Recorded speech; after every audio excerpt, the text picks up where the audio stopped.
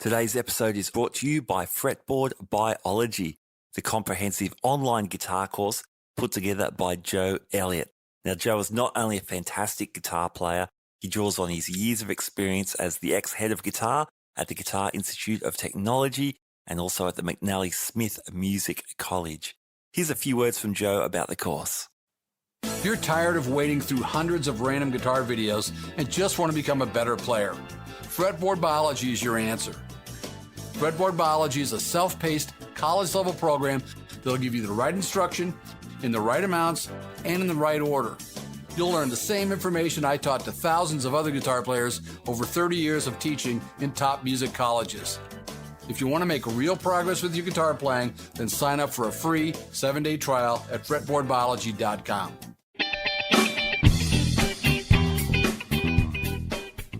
Hi there, you are listening to the Guitar Speak podcast. My name's Matt Wakeling, and this is the show that I produce in Sydney, Australia, where I interview leading guitarists and guitar figures from all around the world. The podcast also hosts the Iconic series, which is roundtable discussions, and also we have the odd gear reviews. Now today, I am reviewing Fender's Player Series Jazzmaster. We're also giving this guitar away thanks to the very nice people at Fender Australia. More on that later.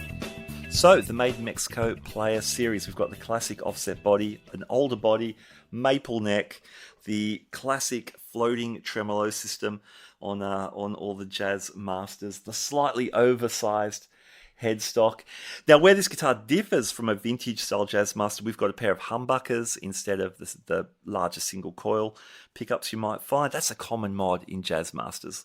A lot of rock guys, a lot of Sonic Youth, of course, put the wide range humbuckers in their Jazzmasters. Call them Jazz Blasters. Very cool. Where else? A Pofaro fingerboard instead of rosewood. 22 frets, which I like. Medium jumbo frets. 9.5-inch radius. And a really comfy C. This neck feels like a few American standards I've played over the years. Really comfy. Okay, I'm playing through a Princeton style amp on the Line 6 HX Stomp. Here's the neck pickup.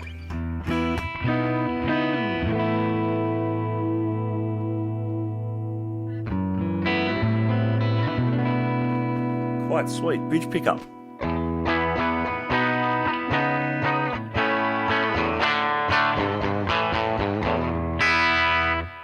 Nice and gnarly. Both pickups. Nice and chimey. These pickups you can split into single coils using the pull pot on the tone knob. Here's the bridge pickup. Neck pickup.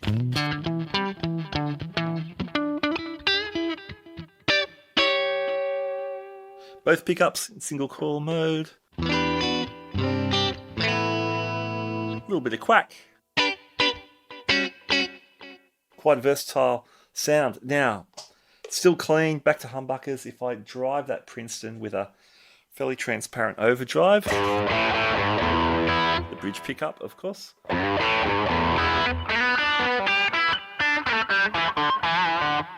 Quite gnarly neck pickup. Nice. Okay, still on the Princeton, but cranking some ambience.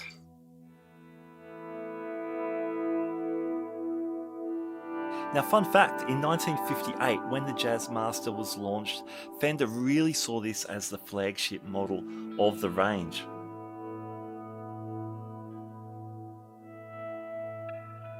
It was actually the very first Fender to have a rosewood fingerboard, which was considered a classier upgrade, and soon Tellys and Strats followed suit with the rosewood.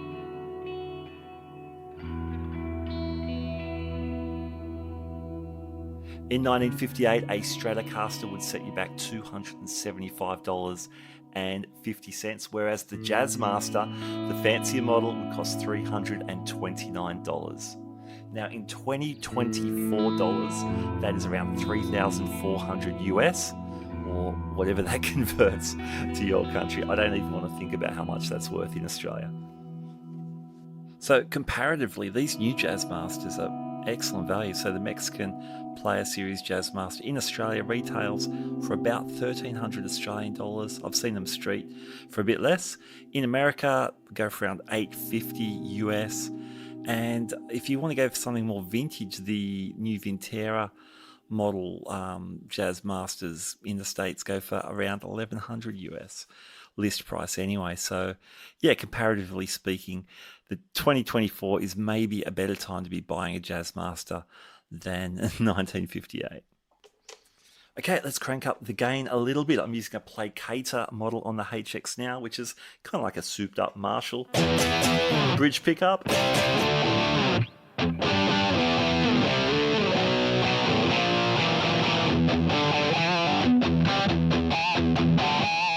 With a tube screamer in front.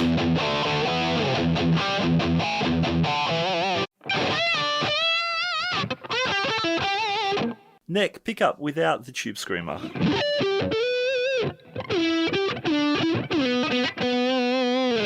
Nice and creamy. Let's roll that tone back all the way.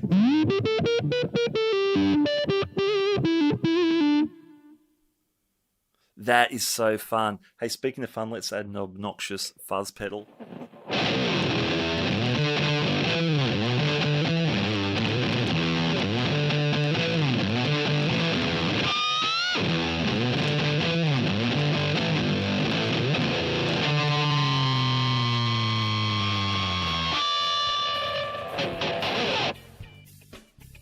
This episode is brought to you by Fretboard Biology, the comprehensive online guitar course put together by Joe Elliott, ex-head of guitar at the Guitar Institute of Technology and the McNally Smith College of Music.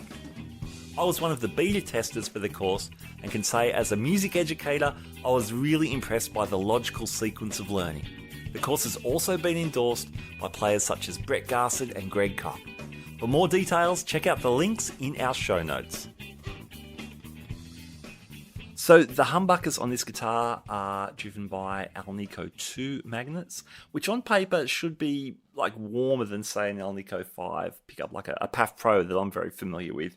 In practice, I found especially the bridge pickup to be quite, let's call it exuberant. So when I use it on a gig of lots of Aussie rock covers, I end up dropping the pickup down a little bit lower from the strings. It was quite close and had to consider how much top end my drive pedals were running. So I just dialed it back a little just to kind of warm up my experience with the bridge pickup. And that was really workable. So worked well on a gig. The guitar rocked out.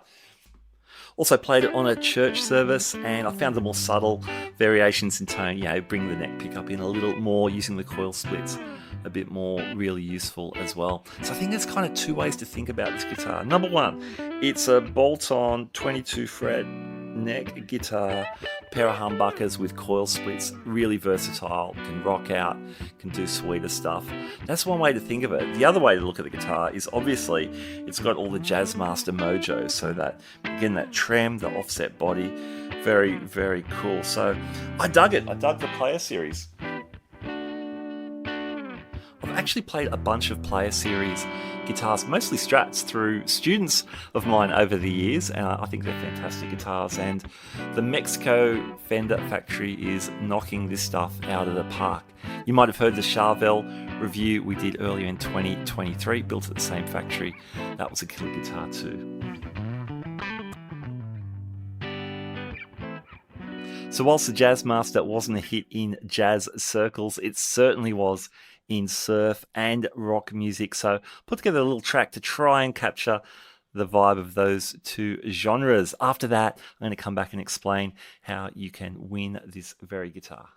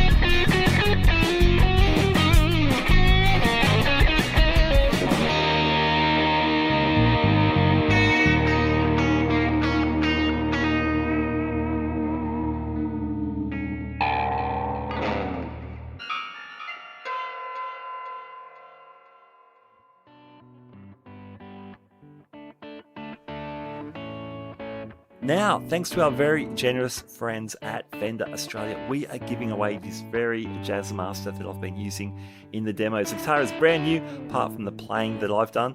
The plastic is still on the scratch plate and the neck plate. How about that? There's a few things you need to do to enter. A couple of caveats. You need to be over 18 years of age and you need to be a resident of Australia. Sorry, world. There's an entrance form with all the details at guitarspeakpodcast.com. There's some Instagram posts to share, and there's a secret phrase that you need to know for the entrance form. Are you ready? Here it comes. 1958 offset. That's the secret phrase. You need to enter that onto the entrance form. 1958 offset. No, I'm not testing you on spelling. Full terms and conditions are found at guitarspeakpodcast.com. So head over there to enter the contest, and good luck to you all. All right, that's it from me for today. Thanks for tuning in. Thanks to Fender Australia for your generosity, and thanks to Fretboard Biology, longtime partners and sponsors of the show. Time for me to go, but in the words of Michael Schenker, don't forget, keep rocking, keep on rocking. Keep on rocking indeed. I'll catch you next time. Bye now.